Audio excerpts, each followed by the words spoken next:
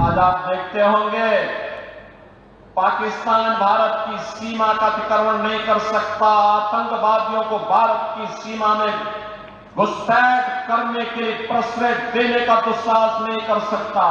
अगर करेगा तो फिर खामियाजा भी भुगतेगा। ये नया भारत है, ये नया भारत है। छेड़ता नहीं है, लेकिन कोई छेड़ता है तो छोड़ता भी नहीं है। हम बटे थे और बटे थे इसीलिए कटे थे। हम बटे थे इसीलिए कटे थे। और आज हम कहने के आए हैं, एक है और सेफ है। एक तरफ जहां भारतीय जनता पार्टी के नेतृत्व में देश की सीमाएं सुरक्षित हुई हैं। याद करिए, जब एक कांग्रेस की सरकार थी, पाकिस्तान घुसपैठ करता था, आतंकी वारदात को अंजाम देता था, बड़ी बड़ी घटनाएं घटित होती थी। हम लोग बोलते थे उस समय कि भाई पाकिस्तान के खिलाफ कार्रवाई करो, तो कांग्रेस का नेतृत्व कहता था कि नहीं नहीं, हमारे संबंध खराब हो जाएंगे। बहनों और भाइयों, आज आप देखते होंगे पाकिस्तान भारत की सीमा का अतिक्रमण नहीं कर सकता, आतंकवादियों को भारत की सीमा में घुसपैठ करने के लिए प्रश्रय देने का दुस्साहस नहीं कर सकता। अगर करेगा तो फिर खामियाजा भी भुगतेगा। ये नया भारत है, ये नया भारत है। छेड़ता नहीं है, लेकिन कोई छेड़ता है तो छोड़ता भी नहीं है। सीमाओं की सुरक्षा करना जानता है, अपनी जनता की सुरक्षा करना जानता है।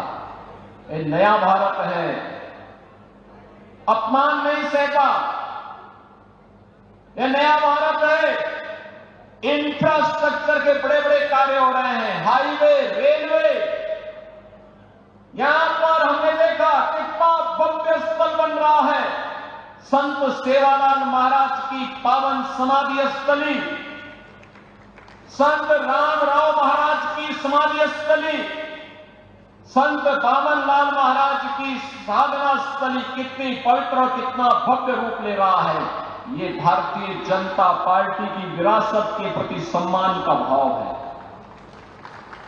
बहनों और भाइयों, ऐसे ही हाईवे बन रहे हैं, railway, metro, rapid rail, IIT, IIM, AIIMS, one district one medical college, हर घर नल की योजना, गांव गांव की बेहतरीन कनेक्टिविटी, यह गरीब के लिए आवास, PM आवास योजना में आवास, 80 करोड़ लोगों को फ्री में राशन की सुविधा, 70 वर्ष से ऊपर के हर एक बुजुर्ग को प्रतिवर्ष 5 लाख रुपए की फ्री में स्वास्थ्य की सुविधा उपलब्ध करवाने का कार्य हो, या फिर अन्य अनेक गरीब कल्याणकारी योजनाएं, यह तो मोदी जी के नेतृत्व में भारतीय जनता पार्टी की सरकारें कर रही हैं।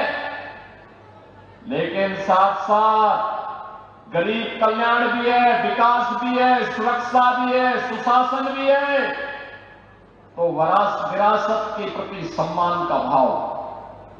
अयोध्या में 500 वर्षों के बाद अयोध्या में फिर से भगवान राम की जन्मभूमि पर भव्य राम मंदिर का निर्माण हो गया है। भव्य राम मंदिर का निर्माण, यह काम कांग्रेस भी कर सकती थी, लेकिन कांग्रेस को हिंदू भावनाओं की चिंता नहीं थी। कांग्रेस को हिंदू भावनाओं की चिंता नहीं थी। बहनों और भाइयों, अयोध्या दुनिया की सुंदरतम नगरी बन रही है, भगवान राम की स्थली सुंदर बन रही है।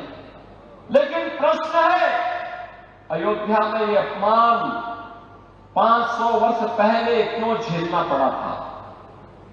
राम मंदिर के 500 वर्षों तक क्यों संघर्ष करना पड़ा था? छत्रपति शिवाजी महाराज ने जिस स्वराज की संकल्पना को आगे बढ़ाया था, इसके लिए संघर्ष क्यों करना पड़ा था? पेशवा बाजीराव संकल्पना के लिए संघर्ष क्यों करना पड़ा था? सामाजिक समता के लिए महात्मा फुले को क्यों आंदोलन करना पड़ा था? बहनों और भाइयों, एक विधान सब समान, इसका आह्वान करने वाले बाबा साहब डॉक्टर भीमराव अंबेडकर को क्यों संघर्ष करना पड़ा था? कारण था हम बटे थे और बटे थे इसीलिए कटे थे। हम बटे थे इसीलिए कटे थे। और आज हम कहने के आए एक है तो सेफ है, एक है सेफ है, यानी सुरक्षित है। और इसीलिए मेरी आप सबसे आह्वान है, विनती है, चुनाव में बंटना नहीं है, आपस में लड़ना नहीं है, एक होकर के देश के हित में काम करने वाली, एक भारत श्रेष्ठ भारत बनाने वाली भारतीय जनता पार्टी को अपना पूरा समर्थन और आशीर्वाद देना है।